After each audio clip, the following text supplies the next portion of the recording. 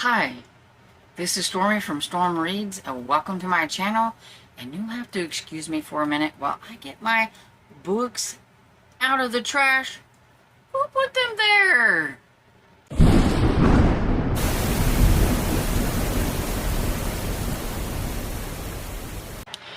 As you can see from my intro, I am going to be doing Garb August this year. I've usually tried to participate in it like loosely, but this year I'm going all in because that's just the kind of books that I've been reading lately. I'm just more into that kind of thing.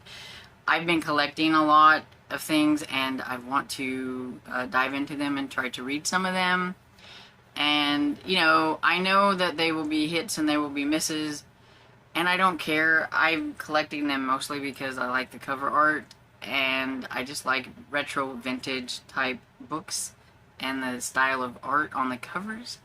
I do have kind of a mixed bag, I think, here. I do have ones picked out for the weekly prompts, but I'm a slow reader, so I doubt if I get them done like as the week, I'm just going to grab something and read it and hope for the best. But they do fit the weekly prompts. And I do think that a lot of the books that I have picked out will fit on the bingo board. I just don't know exactly until I start reading them. I am also participating in a couple of other readathons, so I am actually co-hosting one. It's just a really simple one. You haven't seen the announcement video yet because it will be coming this coming Sunday. But I do have my books picked out for it. And it's the Murder, She Wrote readathon. And I'm hosting that one with Tiffany from the Beach Bum Bookworm. And basically just read Murder, She Wrote books. I have to read the ones that I'm reading with my eyeballs. And I have all these other books to read with my eyeballs. So we'll see how it goes, but at least I can get them, I think, maybe on Kindle, I'm hoping. I'm an in-order reader, so, of course, the book that I'm hoping to get to is going to be, I think, Rum and Razors. And that one, I think, is by Jessica Fletcher and Donald Bain? Donald somebody. I don't know. You'll see a picture here. I didn't actually write them down on my list here, but I have that one. If I can get to another one, it will be Brandy and Bullets, or Bullets and Brandy, or something like that. Anyway, one is set in International, I think, and one is set in Cabot Cove, I believe. We'll just see. I am an order reader, so it will be the third one is the one I'm shooting for. If I get to two of them, I'll be happy. But we'll see how it goes. The other readathon that I'm participating in is called Oldest August, and it's hosted by Elizabeth from Lizzie Faye Loves Books. And basically, she has made this where you pick a list and you go and look at the oldest thing on your list, and then that's what you're supposed to read. I find when I do that I don't want to read that book because I am a mood reader. I think things like this is very easy for some other people, like Elizabeth, but for me, I have to want to read that book. I can't just be like, oh, that's going to be the book that I'm going to be putting on my TBR. But I did go and I looked on, what did I, oh, I looked on some of my series that I have been working on.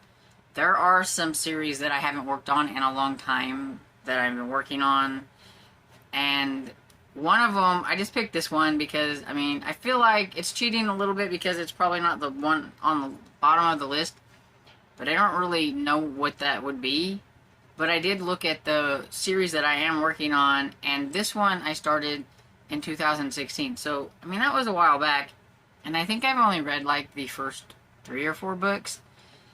The book is called Persons of Interest. It's by Peter Granger, and it's DC Smith number 4. I had to look it up. And this one, I think the DC Smith in this is going to be the subject of investigation or whatever. I do believe he's kind of like an older policeman, I think. It has been a while. Let's see, when did I... Let's look and see when I read number 3. Oh, I read number 3 in 2017. So it's been a while. So I think it technically fits for a series that's older that I need to work on. And I've really been wanting to get back to the series. So I'm kind of, glad that I picked this one because I really would like to get back to it. I need to at least get back to it and see if I want to keep going or not. It's one of those things. I think Oldest August is going to be one of those things where I look at a list and I'll be like, I'm not interested in that, and I click it off the list. It might be more of a decluttering readathon for me than a reading one. I do have some of my hardbacks from back here that I picked out that I know I've had for quite a long time. They've been sitting back here for a while. I don't know how long, but most of the stuff on here is fairly old. And I'm trying to get to some of my own books that I actually have, even if I have audiobooks for them. If I have them, I want to try to read them. And so these will fit for Garb August, at least in my opinion. And so I will talk about those whenever I get there. But yeah, so if you are curious about Oldest August, please go check out Elizabeth's channel. I'll leave everybody's link down in the description and everything for any of these readathons that I am participating in. And so the bulk of my month, and I'm overly ambitious because a lot of these books are going to be eyeball reading books, and we all know that I read them slow, and that's okay. But I do want to get to these. I am very interested in the books that I have picked, so I am hoping that I can get things together. July was not the greatest month. It hasn't been the greatest. I'm filming this on the 30th, and I'm really glad that it is almost over. So I'm hoping August is going to be better, and that I will be more focused on my reading, and I can get through a whole bunch of these. So, we'll quit rambling, and we'll get to them. And so, week 1 is Anything Goes, and so I have a couple, mysteries picked out for that. So, I have this one, which is called April Evil by John D. MacDonald, and it says, one by one, the hold-up gang converged on the sleepy southern town. So it's got a gang of some sort, and I do know, I think a gang or whatever is the prompt, so this might work for one of the bingo prompts. I haven't really looked into what these books might fit. I figure I will fill out the bingo board whenever I read a book, and we'll see how it goes. Then I also have The Case of the Musical Cow by Earl Stanley Gardner. I'm pretty sure this is a very triggering title and everything, but this one is a standalone mystery. This one, it says a new kind of mystery about dope and murder, and I know drugs is a bingo board thing, I believe. So I'm hoping that, this one will fulfill that as well. And it is about Rob Trenton, who is innocent, but because of some circumstances that he is seen being involved in, he gets charged or framed or whatever for this murder and drug smuggling or something, and he's going to have to figure out what's going on. So it's a standalone, and I'm really curious about it, and hopefully it can hold up to a reading because I couldn't find an audiobook for this one. Look at that really tiny writing. And week 2 was category romance or men's adventures. I have a ton of category romances from the 50s all the way through to probably some from maybe even this year. I don't really collect a lot of the newer ones. I am really more into the older ones. And so I do have Violet Winspear's Devil and the Silver Moon. I decided to pick this one because it was on my July TBR that I didn't get to because I was doing my retro romance readathon seasons, and it was there, but I didn't have time. Just things weren't going well. And so we're going to try again and see if I get to it. This is number 5 of the Harlequin Presents. And, oh, I was going to mention, like, when they came out, because there is the decades part of this, and so, see, the Case of the Musical Cow is from 1950, and I'm pretty sure this one was from the 50s as well. Yeah, 56. So I've got the 50s. This one is from 1973, so we got 70s. And then I have My Men's Adventure. I've been holding on to this. Duncan sent this to me and everything, and so I'm really excited. He knew I wanted to start with number 1, so I have The Executioner's number 1, War Against the Mafia, and so surely that one has maybe some drugs, gangs, things like that in it. But it is Mac Bolan's, a Vietnam War hero, launches a bloody one-man crusade against the most powerful gangster force in the history of the USA. And so we'll give that one a try. And I've been collecting a bunch of these. I don't know how many I have, but I know I have at least probably 30 of them. And so I need to start reading some of them. And so I'm glad to have this first one. This is technically from 1969, but this edition is from 71. Then we have week 3, which is sex and or violence, and I've got 2 for this. I have one that I'm pretty sure will probably fulfill the sex part, at least from the cover and what it's about. I thought maybe it might. And this is, you can barely see the title down here, but it's Hard Riding Posse, and it is a Headhunters number 3, and it's by E.J. Hunter, and it is about a female bounty hunter who was after the guy who killed her father, and along the way, she runs into a, let's see, a caravan of traveling tarts. It's exactly what it says on the back, and they were headed en route to the nearest bordello, and so there's your tarts on the back there.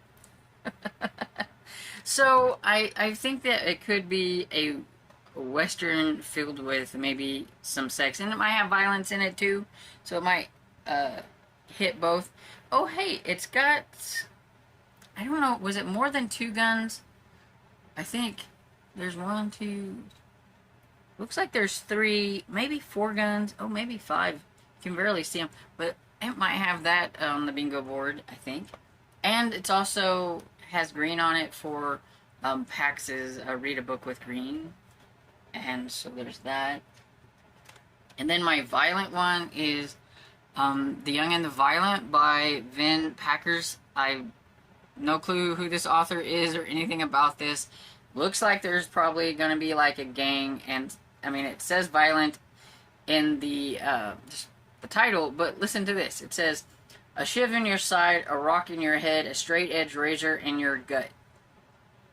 So I'm pretty sure it's going to be violent and everything. It's really small, and so we'll give it a try.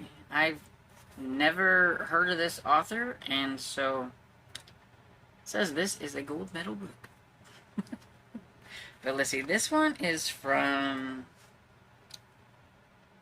1959. Oh, and I think this one was from the 80s. Is this one from the 80s?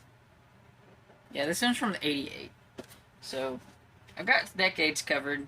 And then, week 4 was novelization, and so I have Adventures and Babysitting. It is a novel by Elizabeth Fletcher, based on the motion picture written by David Simpkins.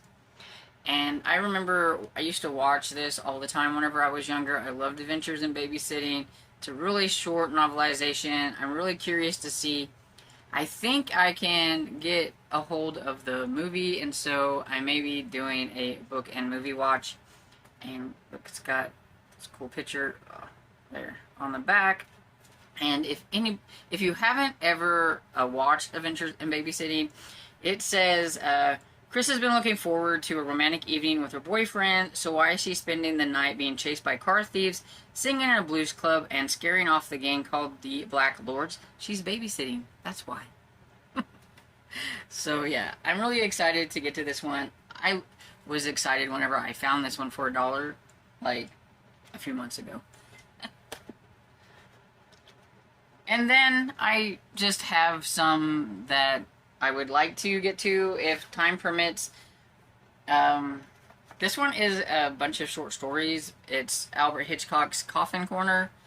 And so it's got stories by a bunch of authors I've never heard of.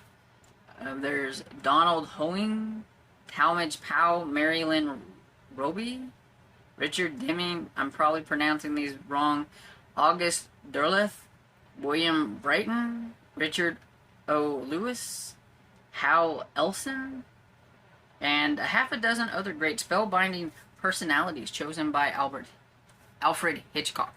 And I don't really care for short stories, but I'm feeling like with some of these like older authors and stuff, this might be my way to get a taste for like what they wrote back then.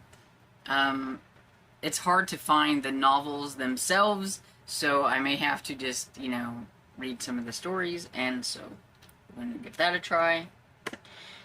And then I have Prey by C. Terry Klein Jr. I really want to get to this one, but it is chunky, and I already have a chunky book on my eyeball reading stack that you haven't seen yet, because it's a buddy read, so I don't know if I'll be able to get to this one.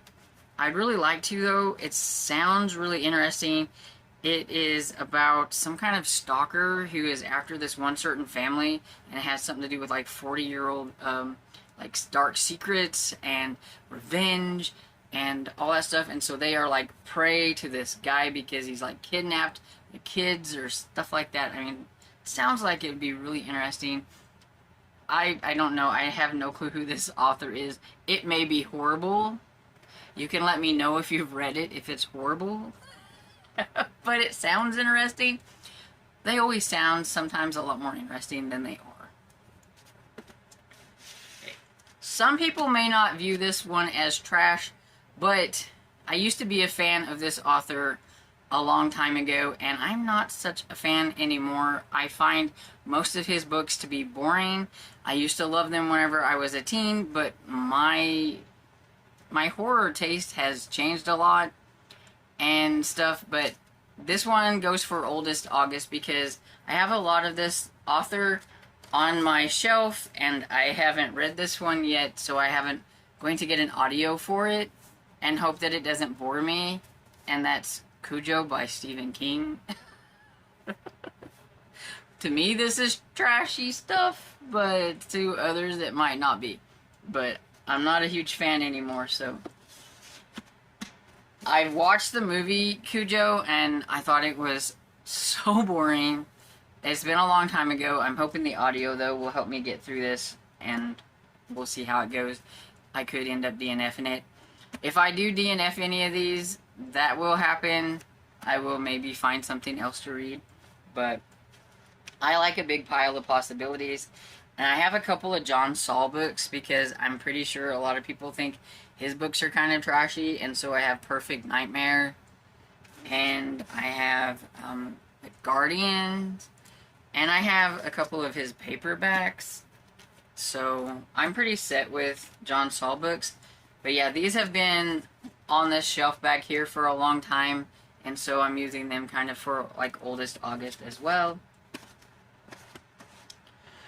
And some other books that I found audiobooks for that I'm hoping to try to get to is for Sexy Vamps, I've got like Dark Lover by J.R. Ward.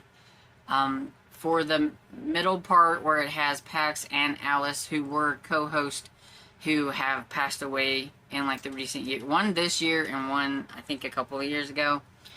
Alice's was a cozy crime novel with cats, I think. So I have my one of my favorite cozy mystery series. For Love or Money by Sophie Ryan is the latest book in that series, and I need to get to that one. I have one here based on a game. It was one of my favorite games that I used to love to play until I was priced out of video games because that stuff's just too pricey for me these days. But Assassin's Creed Renaissance by Oliver Bowden. I don't know if it's going to be any good or not. We'll see. Killer Animals, that's my favorite kind of horror. I have The Montauk Monster by Hunter Shea. I've been meaning to get to this one for a while. You could say it's probably one of the older ones of his that I haven't got to yet, if we want to do that for Oldest August. But yeah, there's a graphic audio, which it means that there's sound effects and things like that. So I thought maybe it might be kind of fun to listen to a horror that way. And so for like modern trash slash slasher, I have How to Make a Horror Movie and Survive by Craig DeLuey. I don't know if anybody might consider this a modern trashy book, but I mean, it's about horror movies and surviving and everything. So, and it's a slasher, so to me it's kind of a trashy book. And there's also these stories, they're called the Black Mask stories. I found them on Everand, and they have different, like, I don't know, like 5 stories, like crime stories and things like that. There's, the first one has multiple guns on the cover, and so I figured it would fit for that one and everything. And so I'm kind of curious to try it since it's an audiobook. It'll be easy to get to. Then I do have a couple of buddy reads, and so Grave Peril by Jim Butcher. We're continuing on. This is number 3. I'm buddy reading this with Amy and my friend Barb, and we're reading one a month and rereading these because this is one of my favorite series. It's a long-running series. It could be considered trashy as well and everything, but I do love it.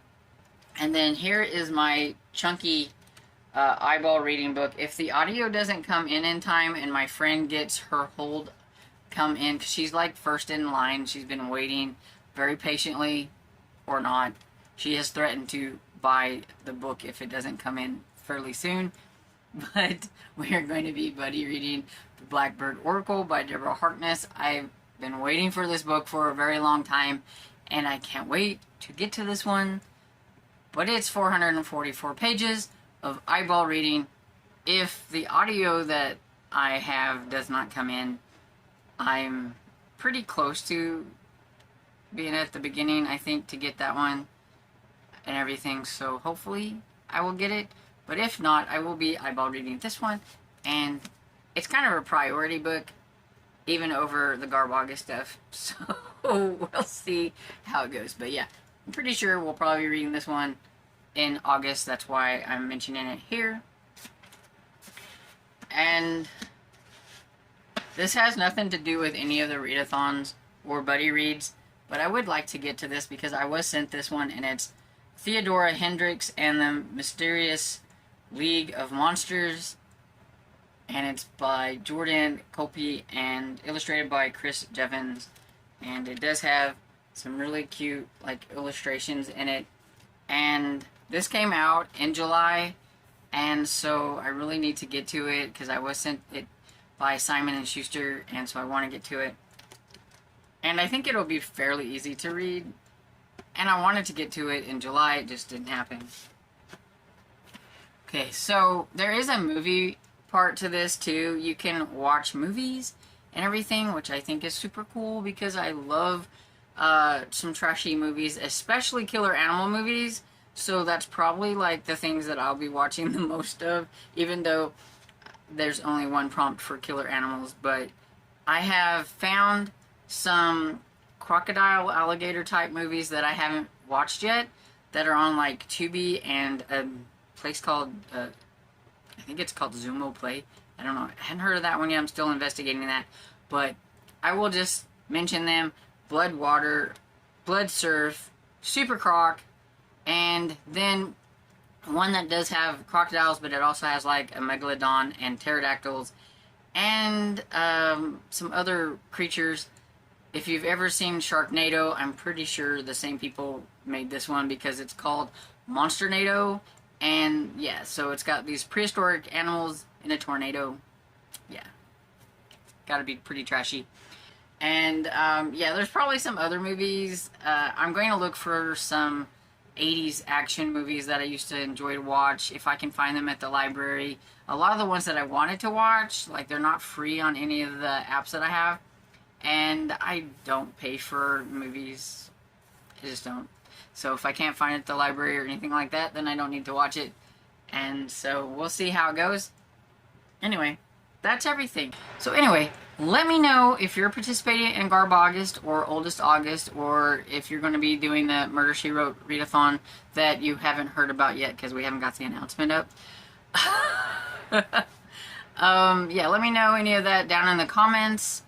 And please go and check out all the like host and co-host and all that for Garb August, Oldest August, and I'm pretty sure most of you know Tiffany from Beach Bum Bookworm, but if you haven't gone and looked at hers, you should go look at hers.